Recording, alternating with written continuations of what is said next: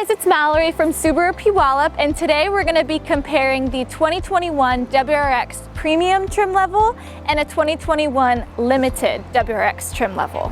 So some of the similarities between these two cars are that they both have moonroofs, they both have heated front seats, and they both have the same engine. It's a 268 horsepower 2.0 turbocharged engine. So something that's different from the Limited and the Premium is that the Limited comes with an upgraded LED steering responsive headlights and fog lights. And this does have the integrated turn signal on the mirror as well, and it does have blind spot. But something that's the same between them is that they both have push button start and keyless entry. So something that the Limited WRX has that the Premium does not is that it comes equipped with leather trimmed upholstery, and also it has a 10-way adjustable driver's seat.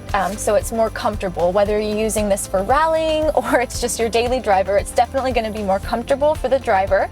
And also the Limited has more options. You can get more safety features like rear cross traffic alert, lane change assist, blind spot, reverse automatic braking.